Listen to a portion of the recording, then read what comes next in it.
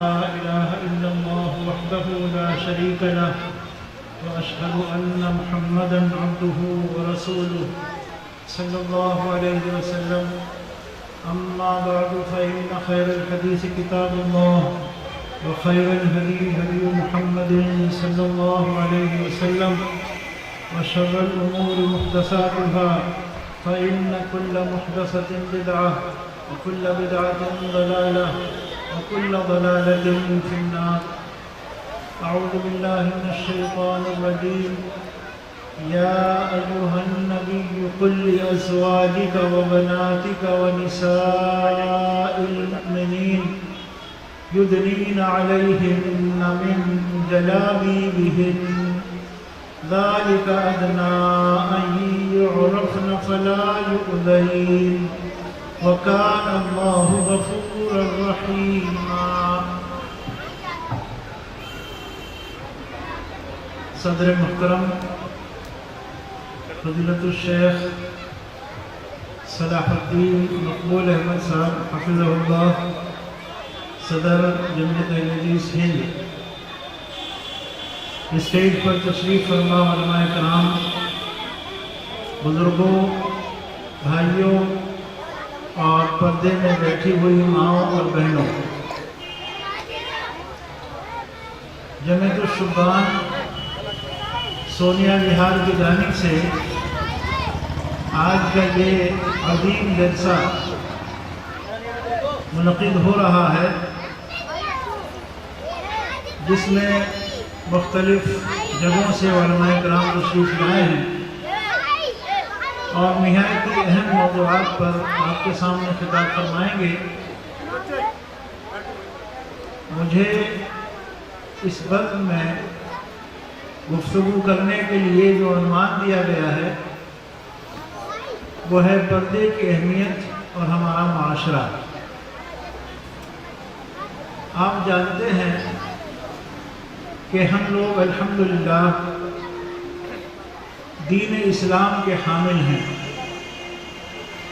ہمارا دین ایک مکمل دین ہے، ایک مکمل ضابطۂ حیات ہے، ایک مکمل دستور ہے جس نے ہمیں زندگی کے تمام شعبوں میں رہنے سہنے کا سلیقہ اور طریقہ سکھایا ہے.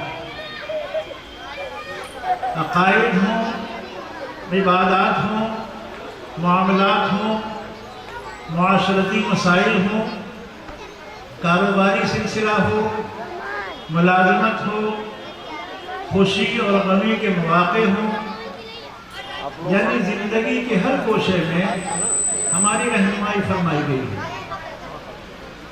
ہمیں کسی بھی اعتبار سے اپنی مرضی کے مطابق زندگی گزارنے کی آزادی نہیں دی گئی، بلکہ ہمارے لیے اللہ کی طرف سے کتاب و سنت کی صورت میں مکمل دستور حیات موجود ہے. اور بحیثیت مسلمان ہمیں اس بات کا مکلف کیا گیا ہے کہ ہم کتاب و سنت کی روشنی میں زندگی گزاریں، قرآن و حدیث کے مطابق عمل کریں، چاہے زندگی کا کوئی بھی گوشہ ہو، کوئی بھی شعبہ ہو. ہماری معاشرتی زندگی میں ہماری خواتین، ہماری عورتیں بڑی اہمیت کے حامل ہیں اور ان کو اسلام نے بہت اہم مقام سے نوازا ہے. اگر آپ اسلام سے پہلے کے حالات کا مطالعہ کریں گے، دنیا کی تاریخ پڑھیں گے اور خود اپنے ملک ہندوستان کے حالات کا جائزہ لیں گے تو آپ کو اندازہ ہوگا کہ ہمارے معاشرے میں، ہمارے سماج میں عورت کو کسی بھی طرح کی کوئی برتری، کوئی مقام حاصل نہیں تھا. عورت کو کسی بھی اعتبار سے اچھا نہیں سمجھا جاتا تھا، پیر کی جوتی سے بھی زیادہ برا اس کو سمجھا جاتا تھا. کوئی مقام اسے حاصل نہیں تھا. ماں باپ کی چھوڑی ہوئی جائیداد میں کوئی حصہ اس کے لیے نہیں ہوتا تھا۔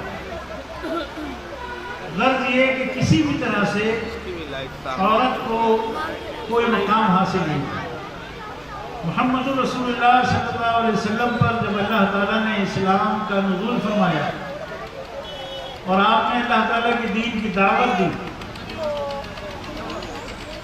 تو رسول اکرم صلی اللہ علیہ وسلم کی سب سے پہلی تعین آپ کی رفیقہ حیات اماں خدیجہ رضی اللہ تعالیٰ عنہا نے کی۔ رسول اللہ صلی اللہ علیہ وسلم کی ڈھارس بندھائی، آپ کی حوصلہ افزائی فرمائی اور ہر طرح کے تعاون کا آپ کو یقین دلایا۔ رسول اللہ صلی اللہ علیہ وسلم کی بڑی مشہور حدیث ہے جس میں آپ نے فرمایا الدنیا کلھا متاع وخیر متاع الدنیا المرأة الصالحہ۔ محمد رسول اللہ صلی اللہ علیہ وسلم نے ایک عورت کو یہ مقام عطا کیا، کیا فرمایا؟ الدنیا کلھا متاع، یہ دنیا پوری کی پوری ایک قیمتی سامان ہے۔ وخیر متاع الدنیا المرأة الصالحہ، اور اس دنیا کی سب سے اچھی چیز، سب سے قیمتی اور بیشتر چیز، بیش قیمت چیز نیک عورت ہے۔ ایک صالحہ خاتون، ایک نیک بیوی، ایک نیک عورت کے لیے کتنی فضیلت و اہمیت بیان کی ہے رسول کریم صلی اللہ علیہ وسلم نے۔ یہ مقام، یہ مرتبہ، یہ منصب، یہ فضیلت، یہ اہمیت آپ کو کہیں دوسری جگہ نہیں ملے۔ کتاب و سنت کا مطالعہ کریں تو آپ کو معلوم ہوگا کہ مردوں کے ساتھ ساتھ عورتوں کو والدین کی جائیداد میں حصہ دار قرار دیا گیا۔ ایک عورت ماں باپ کے چھوڑے ہوئے مال میں بھی حصہ دار ہے، شوہر کے چھوڑے ہوئے مال میں بھی حصہ دار ہے، بیٹے کے چھوڑے ہوئے مال میں بھی حصہ دار ہے، اور بعض موقعوں پر بھائی اور بہن کے چھوڑے ہوئے مال میں بھی حصہ دار ہوتی ہے۔ تو ایک عورت کو اسلام نے بڑا اہم مقام دیا ہے۔ عورت کی عزت و عفت کی حفاظت کے لیے، عورت کی عصمت کی حفاظت کے لیے جو ضابطہ اور قانون اللہ رب العالمین نے مقرر فرمایا ہے،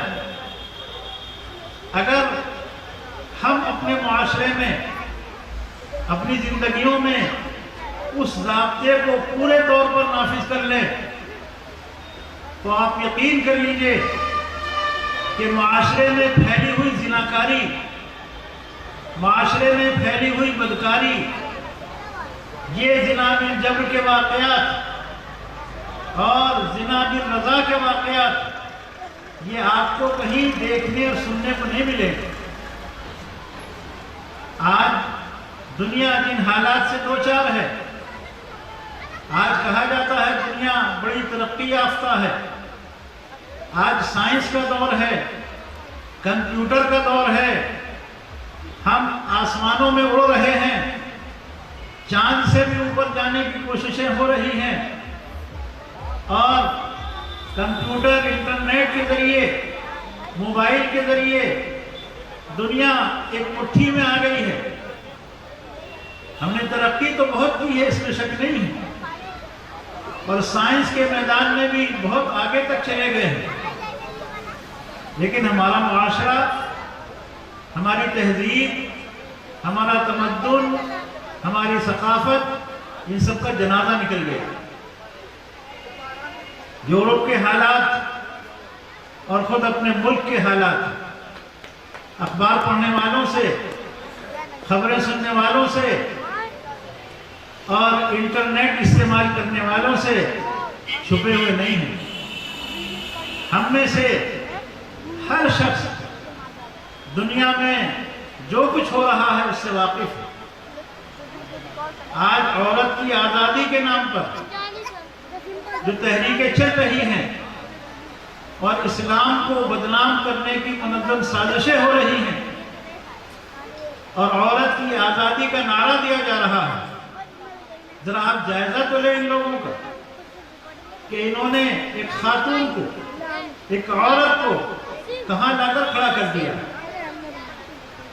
آج ان آزادی کے نعرہ دینے والوں نے عورت کے کپڑے اتار لیے ہیں، عورت کو برہنہ کر دیا ہے، عورت کی عزت کو تار کر دیا ہے۔ آج اس کی عصمت باقی نہیں رہی، اس کی عزت باقی نہیں رہی، جو چاہتا ہے اس کو نوچ لیتا ہے۔ بھیڑیے گھوم رہے ہیں اور بکریوں کی آزادی کا نعرہ لگا رہے ہیں، اور جب وہ آزاد ہوتی ہیں تو پھر ان پر حملہ کرتے ہیں اور جس طرح چاہتے ہیں ان کا استحصال کرتے ہیں۔ میرے بھائیوں، آج ضرورت ہے کہ ہم خود اسلامی تعلیمات کے مطابق زندگی گزاریں۔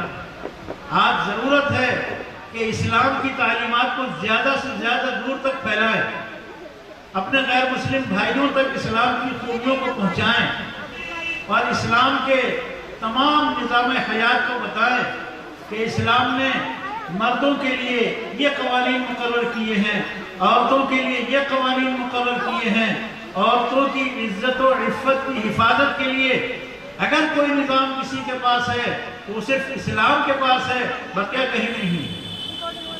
وہ ضابطہ، وہ نظام، وہ دستور جو اسلام نے دیا ہے تو دوسری کسی جگہ آپ کو نہیں ملے گا۔ اللہ اکبر۔ اللہ رب العالمین نے رسول اللہ صلی اللہ علیہ وسلم کی ازواج مطہرات کے لیے ضابطہ مقرر کیا، آپ کی بیٹیوں کے لیے ضابطہ مقرر کیا، عام مومن خواتین کے لیے ضابطہ مقرر فرمایا۔ عورت، اس کی عزت کی حفاظت کے لیے اسے حکم دیا کہ وہ پردے میں رہے، حجاب میں رہے، نقاب میں رہے، ڈھیلا لباس پہنے، باریک کپڑے پہننے سے اجتناب کرے، خوشبو لگا کر بازار میں نہ جائے، ایسا زیور پیر میں نہ پہنے جو چلتے ہوئے آواز دیتا ہو، بجتا ہو کہ اسے سن کر کوئی متوجہ ہو جائے۔ عورتوں کو حکم دیا گیا، ازواج مطہرات کو خاص طور پر کہا گیا، اور انہی کے واسطے سے تمام مومنات کو حکم ہے وَقَرْنَ فِي بُيُوتِكُنَّ وَلَا تَبَرَّجْنَ تَبَرُّجَ الْجَاهِلِيَّةِ الْأُولَى، اپنے گھروں میں رہو، گھروں میں قرار پکڑے رہو، اور زمانے جاہلیت کی طرح بے حیائی اور بے پردگی کا شکار مت ہونا۔ اللہ رب العالمین نے اپنی بندیوں کی حفاظت کے لیے ایک مکمل نظام مقرر فرمایا، محرم اور غیر محرم رشتے مقرر فرمائے، کن کن لوگوں سے پردہ ہے اس کی وضاحت کتاب اللہ میں موجود ہے، کن لوگوں سے پردہ کرنا ہے یہ وضاحت موجود ہے، کن لوگوں سے پردہ نہیں ہے اس کی وضاحت موجود ہے۔ میں نے جو آیت پڑھی ہے سورہ احزاب کی، اس آیت میں اللہ رب العالمین نے نبی کریم صلی اللہ علیہ وسلم کو خطاب کر کے فرمایا یا ایھا النبی قل لأزواجك وبناتك ونساء المؤمنين يدنين عليهن من جلابيبهن ذلك أدنى أن يعرفن فلا يؤذين وكان الله غفورا رحيما۔ اے نبی صلی اللہ علیہ وسلم، آپ فرما دیجئے اپنی بیویوں سے، اپنی بیٹیوں سے، عام مومنات سے، عام مومن خواتین سے، یدنین علیہن من جلابیبہن، اپنے دوپٹوں کو، اپنی چادروں کو اپنے سروں کے اوپر ڈال لیا کر۔ جب وہ یہ عمل کریں گی تو پہچانی جائیں گی، معلوم ہوگا کہ شریف زادیاں ہیں، تو ستائی نہیں جائیں گے، انہیں کوئی تکلیف نہیں پہنچائے گا۔ میرے بھائیوں، اللہ رب العالمین نے مردوں کو حکم دیا قل للمؤمنین یغضوا من ابصارهم ویحفظوا فروجهم ذلک ازکی لہم۔ اللہ فرماتا ہے کہ آپ فرما دیجئے، آپ کہہ دیجئے کہ مومن مرد اپنی نگاہوں کو نیچی رکھے۔ مردوں کو حکم دیا جا رہا ہے کہ نگاہیں نیچی رکھیں، اپنی شرمگاہ کی حفاظت کریں، اور یہی تمہارے لیے پاکیزگی ہے۔ اللہ اکبر۔ اس آیت پر عمل کر لیں تو یہ پورا معاشرہ امن و سکون کا گہوارہ بن جائے گا، بیٹیوں کی عزت محفوظ ہو جائے گی، ماں اور بہنیں غلط نگاہوں سے بچ جائیں گی۔ لیکن افسوس کا مقام ہے، آج ہمارے نوجوان، آج ہمارے جوان لڑکے ایسے وقت میں گلیوں کے کناروں پر آ کر کھڑے ہوتے ہیں، دکانوں کے تختوں پر آ کر بیٹھتے ہیں جب اسکول جانے کا وقت ہوتا ہے، جب چھٹی کا وقت ہوتا ہے، اور وہاں آ کر اپنی نگاہوں کو گناہ میں ملوث کرتے ہیں، اپنی نگاہوں کو زنا کا شکار کر لیتے ہیں، اور دوسروں کی بہن بیٹی کو بری نظر سے دیکھتے ہیں۔ میرے بھائیوں، نوجوانوں، معاشرے کی اصلاح چاہتے ہو، اپنا سدھار چاہتے ہو، تو اس بری حرکت سے ہر ایک کو بچنے کی ضرورت ہے، دور رہنے کی ضرورت ہے۔ ذرا غور کریں، کوئی نوجوان جو سڑک کے کنارے صرف اسی خاطر آیا ہے، اسی وجہ سے آ کر کھڑا ہوا ہے کہ کوئی لڑکی اسکول جا رہی ہے تو اس کو دیکھا جائے، اسکول سے اس کی چھٹی ہوئی ہے تو اس کو دیکھا جائے۔ اسی نوجوان سے پوچھے کہ اگر تمہاری بہن کو کوئی اسی انداز میں دیکھے تو کیا پسند کرو گے؟ تمہاری بیٹی کو کوئی اسی انداز میں دیکھے تو کیا پسند کرو گے؟ تمہاری کسی اور عزیزہ کو، رشتہ دار لڑکی کو اسی انداز میں کوئی دیکھے تو کیا پسند کرو گے؟ ظاہر ہے اس کا خون کھول جائے گا اور یہ لڑنے اور بننے کے لیے تیار ہو جائے گا۔ میرے بھائیوں، نوجوانوں، کیا جس لڑکی کو تم دیکھ رہے ہو، جس کو بری نظر ڈال رہے ہو جس پر، کیا وہ کسی کی بہن نہیں ہے؟ کیا وہ کسی کی بیٹی نہیں ہے؟ کیا وہ کسی کی عزیزہ نہیں ہے؟ تو جو جذبات آپ کے اپنی بہن کے سلسلے میں، اپنی بیٹی کے سلسلے میں آپ کے اندر پیدا ہوتے ہیں، اور جن جذبات کا مظاہرہ آپ کرتے ہیں، کاش یہ جذبہ دوسری بہن بیٹیوں کے لیے بھی پیدا ہو جائے۔ اور اسلام کی یہ تعلیم کہ اپنی نگاہوں کو نیچا رکھو، اپنے شرمگاہ کی حفاظت کرو، اور یہ تمہارے لیے پاکیزگی کا سبب ہے۔ تو اگر ہم اس ایک آیت پر عمل کر لیں تو معاشرے میں بہت ساری پھیلی ہوئی برائیاں اپنے آپ دور ہو جائیں گی۔ یہی حکم عورتوں کو دیا گیا ہے۔ اس سے اگلی جو آیت ہے اس میں یہی حکم عورتوں کو دیا گیا ہے کہ مومنات سے بھی آپ کہہ دیں، مسلمان مومن عورتوں سے بھی کہہ دیں کہ اپنی نگاہوں کو نیچی رکھیں، اپنی شرمگاہ کی حفاظت کریں اور اپنی زینت کو ظاہر نہ کریں۔ میرے بھائیوں، اگر ان قرآنی احکام پر ہم عمل کرنا شروع کر دیں اور اس کو اپنی ذات پر نافذ کر لیں تو ہمارا معاشرہ ایک بہترین معاشرہ اور مثالی معاشرہ بن جائے گا۔ یہ وہ قوانین ہیں کتاب و سنت کے کہ جن کے نفاذ کے لیے ہمیں کسی سے لائسنس لینے کی ضرورت نہیں ہے، ہمیں کسی سے پرمیشن لینے کی ضرورت نہیں ہے، ہمیں کوئی روکنے والا نہیں ہے۔ ہندوستان کی حکومت، یہاں کا دستور، یہاں کا قانون ہمیں اس سے نہیں روکتا۔ پوری اجازت ہے، پوری آزادی ہے مسلمانوں کے لیے کہ ان کی خواتین پردے میں رہیں۔ پوری آزادی اور پورا حق دیا گیا ہے کہ مسلمان مرد اپنی نگاہوں کو نیچے رکھیں۔ کوئی آپ کو اس بات کے لیے پابند نہیں کر رہا ہے قانونی طور پر کہ نہیں صاحب آپ نیچی نگاہ کر کے نہ گزریں، آپ کی بیٹی پردہ نہ کرے، آپ کی بیٹی ساتر لباس نہ پہنے، آپ کی بیٹی ڈھیلا ڈھالا لباس نہ پہنے، اس کے لیے کوئی مجبور نہیں کر رہا۔ پوری آزادی ہے، کوئی عذر ہمارے پاس نہیں ہے کہ ہم اپنے گھروں میں اپنی بیٹیوں کی اچھی تربیت کرنے سے گریز کریں، کوئی عذر نہیں ہمارے پاس۔ ضرورت ہے کہ اللہ تعالیٰ کے اس دین کو اپنی ذات پر ہم نافذ کریں۔ آج ہمیں شکایت دوسروں سے ہوتی ہے اور یہ ہمارا مزاج بن گیا ہے کہ صاحب امریکہ یہ کر رہا ہے، فلاں ملک یہ کر رہا ہے، فلاں تنظیم یہ کر رہی ہے۔ میرے بھائی، وہ تو اپنا کام کر رہے ہیں، انہیں جو کرنا ہے ہمارے تعلق سے اس پر وہ لگے ہوئے ہیں، پوری پلاننگ کے ساتھ لگے ہوئے ہیں۔ ہم کیا کر رہے ہیں اپنے دین کے سلسلے میں؟ ہم اللہ تعالیٰ کے کتنے وفادار ہیں؟ ہم اللہ کے دین کے ساتھ کتنی بے وفاداری کر رہے ہیں؟ ہم اس کا تو جائزہ لے لیں۔ ہم اپنے نبی محمد رسول اللہ صلی اللہ علیہ وسلم کی سنتوں کو کتنا زندہ کرتے ہیں، اس کا تو جائزہ لے لیں۔ تو ضرورت ہے اس بات کی کہ ہم اللہ تعالیٰ کے دین کو اپنی ذات پر نافذ کریں۔ آج ہم ہر گھر اور ہر گھر والا ذمہ دار ہے۔ نبی کریم صلی اللہ علیہ وسلم کی حدیث ہے، مشہور حدیث ہے، آپ نے فرمایا کلکم راع وکلکم مسئول عن رعیتہ، تم میں کا ہر ایک شخص نگراں ہے، چرواہا ہے، اس سے اس کے ماتحتوں کے بارے میں، اس کے ریوڑ کے بارے میں پوچھا جائے گا، سوال ہوگا۔ باپ سے اولاد کے بارے میں، شوہر سے بیوی کے بارے میں، آقا سے ملازم کے بارے میں سوال ہوگا۔ میں آپ ہر شخص مکلف ہے اپنے اہل و عیال کی تربیت کا، اپنے اہل و عیال کی اصلاح کا، اپنے گھر میں اسلامی قوانین کے نفاذ کا ہر آدمی مکلف ہے، اور ہم میں سے ہر آدمی مسئول ہے۔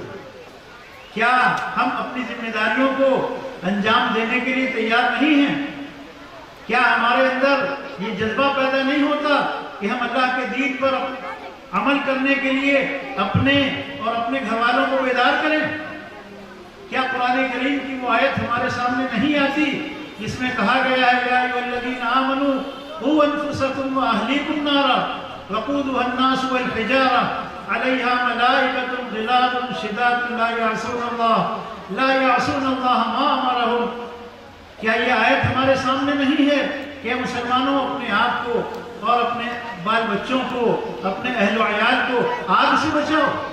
وہ آگ جس کا ایندھن انسان اور پتھر ہوں گے، کیا یہ آیت ہمارے سامنے نہیں ہے؟ کون نفاذ کرے گا ان قوانین کا؟ آج ہم دیکھتے ہیں کہ ہماری بچیاں نیم برہنہ لباس پہنتی ہیں اور ہمیں اس کی پرواہ نہیں۔ حاجی صاحب بھی ہیں، نمازی صاحب بھی ہیں، اور حافظ صاحب بھی ہیں، مولوی صاحب بھی ہیں، سب ہیں، سب کی آنکھیں بند ہیں۔ جوان بیٹی 12 سال کی، 13 سال کی، 15 سال کی ساتھ میں ہے، اور اس کی ایسی قمیص پہننے کے آستینیں غائب ہیں، آستینیں غائب، اور اگر آستین ہے بھی تو نہایت باریک کپڑے۔ دیکھ لیجئے شادیوں کا موسم ہے، یہ سیزن ہے، گھر گھر محلے محلے شادیاں ہو رہی ہیں، دعوتوں میں جا رہی ہیں ہماری ماں بہن بیٹیاں، کیسے کپڑے پہن کے جا رہی ہیں، اور کس طرح کے کپڑے ہزاروں روپے کے ہم بازار سے خرید کر لا رہے ہیں، جو ہماری بچیاں پہن رہی ہیں، ہماری بیٹیاں پہن رہی ہیں، ہماری بیویاں پہن رہی ہیں۔ تو ہم نے تو خود ان کو نمائش بنا دیا، لا کر سڑک پر نیم برہنہ کھڑا کر دیا۔ برقعے کا استعمال بھی برائے نام ہو رہا۔ آج کیسے برقعے چل رہے ہیں؟ بڑے ڈیزائندار برقعے، جس برقعے پر مزید برقعے کی ضرورت ہے ایسے برقعے چل رہے ہیں، نہایت فٹ برقع، سارے جسم کی ساخت نظر آ رہی ہے، سب کچھ دکھ رہا ہے، یا اتنا اس پر کام ہوتا ہے کہ جو متوجہ نہ ہو وہ بھی متوجہ ہو جائے، کون گزرا ہے یہاں سے، کیا ڈیزائن بنا ہوا ہے برقعے کے اوپر۔ پردے کے لیے چادر، پردے کے لیے برقع سادہ ہونا چاہیے، سمپل ہونا چاہیے، جس پر کوئی نقش و نگار نہ ہو، اور ڈھیلا ہونا چاہیے۔ پردے کا کیا معنی ہے؟ کہ عورت کا جسم اس کے جسم کی ساخت چھپ جائے اور کسی کی بری نظر اس کے جسم پر نہ پڑے۔ صحابیات کے واقعات آپ پڑھیں، ان کے حالات کو آپ دیکھیں، اور پردے کے احکام کے سلسلے میں کتاب و سنت کا مطالعہ کریں، تو اتنی بڑی بڑی چادریں صحابیات استعمال کرتی تھیں کہ ضرورت پڑنے پر ایسی عورت کو جس کے پاس چادر نہیں ہوتی تھی اپنی چادر میں لے لیا کرتی تھی۔ یاد کیجئے نماز عیدین کے سلسلے میں جو حدیثیں آپ جمعے میں سنتے ہوں گے، رمضان کے آخری جمعے کو، ان حدیثوں میں ایک حدیث یہ بھی ہے کہ ایک صحابیہ نے نبی کریم صلی اللہ علیہ وسلم سے عرض کیا تھا، اللہ کے رسول اگر کسی کے پاس چادر نہ ہو جب حکم دیا کہ جاؤ عورتوں کو بھی لے کر جاؤ عید کی نماز میں، بچیوں کو بھی لے کر جاؤ عید کی نماز میں، حائضہ عورتوں کو بھی لے کر جاؤ عید کی نماز میں، وہ نماز نہ پڑھیں ایک سائڈ میں بیٹھی رہے، تو آپ سے سوال کیا گیا کہ کسی پہ چادر نہ ہو، تو آپ نے فرمایا وہ اپنی بہن کی چادر میں چلی جائے۔ یعنی اتنی بڑی چادر استعمال کرتی تھی صحابیات کہ ضرورت پڑنے پر ایک اور عورت اس میں سما جائے، ایک چادر میں 2 عورتیں لپٹ کر چلی جائے۔ پردہ اس طرح ہوا کرتا تھا۔ اما عائشہ رضی اللہ تعالیٰ عنہ بیان کرتی ہے حج کا مسئلہ اپنا، کہ جب ہم نے طواف کیا اور ہمارے سامنے غیر مرد آئے تو ہم نے اپنے دوپٹے کو اپنے چہرے کے آگے ڈال لیا۔ اما عائشہ رضی اللہ تعالیٰ عنہ احرام کی حالت میں بھی چہرہ ڈھکتی تھی، حالانکہ حالت احرام میں چہرہ کھولنے کا حکم ہے، لیکن اما عائشہ نے چہرہ ڈھکا، اس لیے بہتر ہے کہ چہرہ ڈھکا جائے حالت احرام میں۔ تو صحابیات کا عالم تو یہ تھا کہ وہ پردے میں رہتی تھی، اور فجر کی نماز پڑھنے جب عورتیں جایا کرتی تھی مسجد میں تو کوئی پہچانی نہیں جاتی تھی کون کس کے گھر کی عورت ہے۔ آج ہمارے یہاں کی صورت حال کیا ہے؟ 4 آدمی اس تختے پر بیٹھے ہیں، 5 اس تختے پر بیٹھے ہیں، 2 وہاں کھڑے ہیں، 4 وہاں کھڑے ہیں، گھر سے نکل کے خواتین جا رہی ہیں، سب کچھ پتہ کر لیتے ہیں کہ اس گھر کی ہے، نگاہیں اندر تک دوڑا دیتے ہیں کس گھر کی عورت ہے، کہاں جا رہی ہے، کس مقصد سے نکلی ہے، ساری معلومات لے لیتے۔ میرے بھائیوں، یہ ٹوہ، یہ جستجو اور خواتین کو اس انداز میں دیکھنا اور خواتین کا اس انداز میں گھروں سے نکلنا، یہ سب کچھ اسلام میں پسندیدہ عمل نہیں ہے، نہایت ناپسندیدہ عمل ہے جس سے ہمیں بچنا ہے۔ آج آپ دیکھیں یورپ میں کیا ہو رہا ہے، یورپ نے اپنی عورتوں کے کپڑے اتار لیے، کہیں کہیں تو بالکل برہنہ عورتیں سڑکوں پر گھومتی ہیں، بالکل برہنہ عورتیں۔ آپ بتائیے مردوں کی غیرت کہاں چلی گئی؟ کیا ہماری غیرت گوارا کرے گی کہ ہماری بیٹی برہنہ سڑک پر آئے؟ نہیں کر سکتی۔ اور یہ غیرت کس نے پیدا کی ہمارے اندر؟ یہ غیرت اللہ کے دین نے پیدا کیا، جو اس دین سے باہر ہے، جس پر اس دین کا کسی بھی طرح سے کوئی پابندی نہیں ہے، اس کے یہاں سے غیرت بھی گئی، اس کی شرم بھی ختم ہوئی اور وہ بے غیرت ہو گیا، بے شرم ہو گیا۔ اسے اپنی بہن بیٹی کے جسم کی کوئی پرواہ نہیں ہے کہ کوئی دیکھے اور کوئی استعمال کرے۔ ابھی جیسا کہ شیخ صاحب نے ذکر کیا کہ دلی میں زنا جب ہوا، چند سال کی بات ہے، ابھی بڑا شور مچا، حالانکہ واقعات تو روز ہوتے ہیں اور پورے ملک میں ہوتے ہیں۔ یہ جو آج فیشن چلا ہے گرل فرینڈ اور بوائے فرینڈ کا، اس نے تباہ کر دیا معاشرے کو، برباد کر دیا۔ اور بڑا عجیب قانون ہے ہمارے ملک کا بھی کہ اگر دونوں راضی ہیں اور ایک ساتھ رہ رہے ہیں، خوب زناکاری ہو رہی ہے، کوئی قانونی پابندی ان پر نہیں ہے، کوئی سزا نہیں۔ سزا کب ہے؟ سزا جب ہوگی جب ان میں سے ایک آدمی راضی نہ ہو، عورت کے ساتھ زبردستی کی جائے یا عورت مرد کے ساتھ زبردستی کرے اور شکایت ہو جائے، تب قانون کا نفاذ ہوگا۔ اور سزا بھی کیا ہے؟ 7 سال کی سزا، وہ کاٹ کر آرام سے اور زیادہ بدماش بن کے چلا آتا ہے اور بڑا زناکار بن کے چلا آتا ہے جیلوں میں سے۔ تو میرے بھائیوں، اسلام نے عورتوں کو پردے کا حکم دیا، اور پردہ عورت کی ترقی میں رکاوٹ نہیں ہے۔ پردے کے ساتھ پڑھنے جائے کوئی پریشانی نہیں ہے، پردے کے ساتھ اپنی ضرورت کے سامان کے لیے بازار جائے کوئی پریشانی نہیں ہے۔ لیکن کیا آداب ہے گھر سے نکلنے کے؟ گھر سے نکلنے کے آداب یہ ہیں کہ خوشبو لگا کر نہ جائے۔ نبی کریم صلی اللہ علیہ وسلم کی ایک حدیث ہے، ہماری ماں بہنیں خاص طور پر اس کو سن لیں اور مرد بھی سن لیں، کیونکہ ذمہ دار تو میں اور آپ ہیں۔ ہمارے گھر کی بیٹیاں ہماری بیویاں اگر بے پردگی سے گھر سے نکلتی ہیں، خوشبو لگا کر نکلتی ہیں، صحیح طور پر پردہ کر کے نہیں نکلتی ہیں، تو وہ تو گناہگار ہیں ہی، ہم بھی اس گناہ میں برابر کے شریک۔ کیوں؟ کہ ذمہ دار تو ہم ہیں، پیسہ تو ہم انہیں دے رہے ہیں، سب کچھ خرچہ تو ہم دے رہے ہیں، اور ہماری مرضی شامل ہے کہ جیسے چاہو جاؤ۔ نبی صلی اللہ علیہ وسلم کی حدیث ابو داؤد میں ہے، ترمذی میں ہے، نسائی میں ہے، آپ نے فرمایا ایما امرأۃ استعطرت فمرت بالقوم لیجدوا ریحها فہی زانیہ، فرمایا جو عورت خوشبو لگا کر کچھ لوگوں کے پاس سے گزرے تاکہ وہ اس کی خوشبو محسوس کریں تو وہ بدکار عورت ہے، وہ زانیہ عورت ہے۔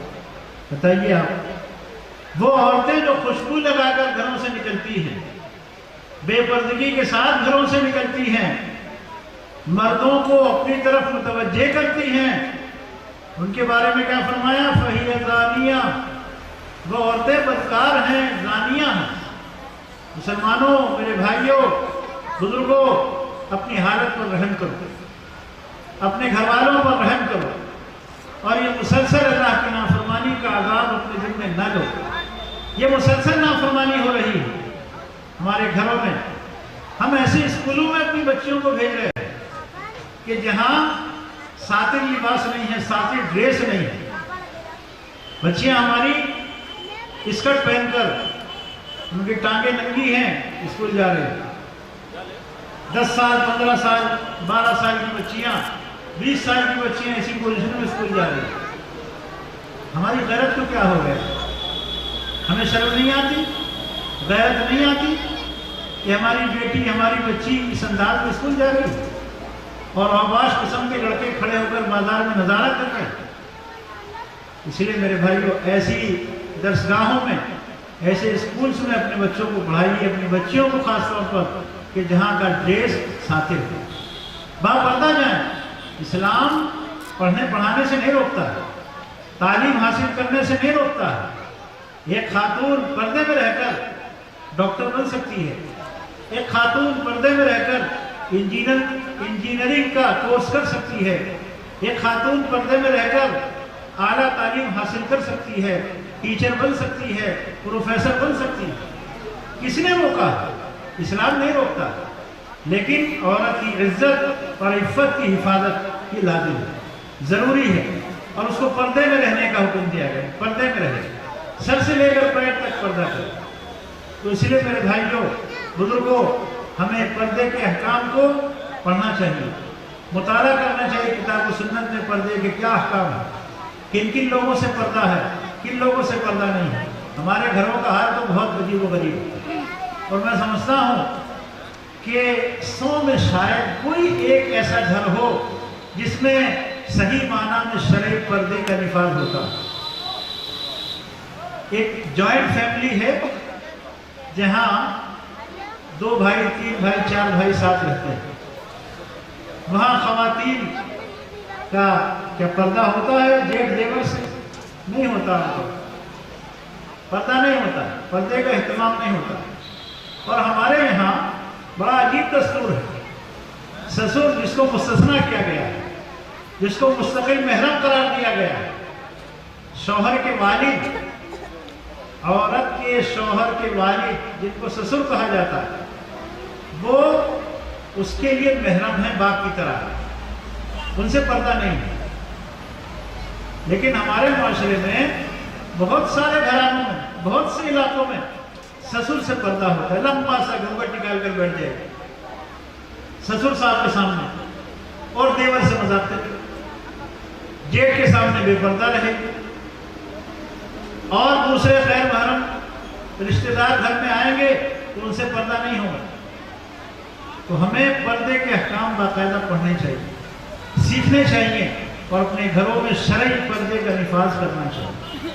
یہ ہماری دینی ذمہ داری بھی ہے، معاشرتی ذمہ داری بھی ہے، اخلاقی ذمہ داری بھی ہے، اور یقین مان لیجیے کل اللہ کے یہاں پوچھے گئے، اللہ کے ہم سے سوال ہوگا۔